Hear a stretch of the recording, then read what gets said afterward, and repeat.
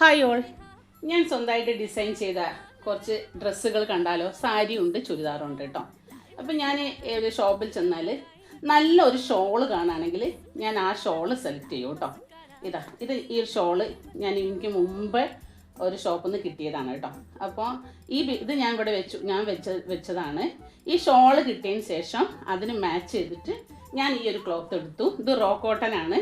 പിന്നെ അതേപോലെ തന്നെ മാച്ചായ ഒരു പാൻറ് എടുത്തു. ഇത് സെറ്റല്ല, ഞാൻ സെറ്റാക്കിയതാണ്.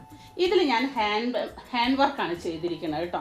ഇതാ നിങ്ങൾ കാണിച്ചു തരാം. ഞാൻ ഇത് ആങ്കർ ത്രെഡ് കൊണ്ട് ചെയ്തിരിക്കുന്നതാണ്. പിന്നെ ഗ്ലാസ് വർക്കും, ഈ ഗ്ലാസ്സൊക്കെ ഞാൻ ഇവിടെ സ്റ്റിക്ക് ചെയ്തിട്ട് ഇതൊക്കെ ഞാൻ കൈകൊണ്ട് തുന്നി പിടിപ്പിച്ചാണ്.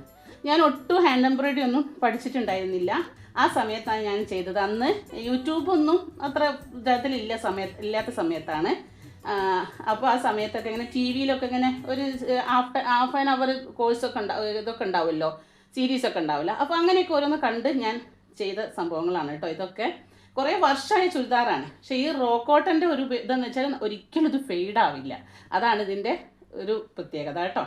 അപ്പോൾ ഒരു ചുരിദാറാണിത്. അടുത്ത ചുരിദാർ ഇതാണ് കേട്ടോ. ഇതും റോ കോട്ടൺ തന്നെയാണ്. നമ്മൾ ഹാൻഡ് എംബ്രോയിഡറി ചെയ്തിരിക്കുകയാണ്. ഇതൊരു സമ്മർ വെക്കേഷനിൽ എൻ്റെ മോളെ കൊണ്ട് ഞാൻ ചെയ്യിച്ചാണ് കേട്ടോ. ഈ 2-3 അവൾ ചെയ്തതാണ്. ബാക്കി ഞാൻ ചെയ്തു, എന്നിട്ട് ബീഡ്സൊക്കെ വെച്ച് ഫിനിഷ് ചെയ്തതാണ്. കയ്യിലും അതേപോലെ പൈപ്പിംഗ് മാത്രമേ വെച്ചിട്ടുള്ളൂ. ഈ സൈഡിലും പൈപ്പിംഗ് ഒക്കെ വെച്ചിട്ട് ഞാൻ ചെയ്തതാണ്. അപ്പോൾ ഇതിനും ഇതേപോലെ ഇതെൻ്റെ പഴയ ഒരു ഷോളായിരുന്നു കേട്ടോ. ഇതിൻ്റെ മേലെ ഈ സംഭവം ഉണ്ടായിരുന്നില്ല, ലേസ് ഉണ്ടായിരുന്നില്ല. അപ്പോൾ ഞാൻ എന്ത് ചെയ്തു എന്ന് വെച്ചാൽ ഇതിന് വേണ്ടിയിട്ട് ഇതിന് ലേസ് വെച്ച് കൊടുത്തു. ഈ ഷോളിന് ലേസ് വെച്ച് കൊടുത്തു. എന്നിട്ട് ബ്ലാക്ക് പാൻറ്റും ഇതിന് യൂസ് ചെയ്യും. അങ്ങനെയാണ് കേട്ടോ ഉണ്ടായിരുന്നത്.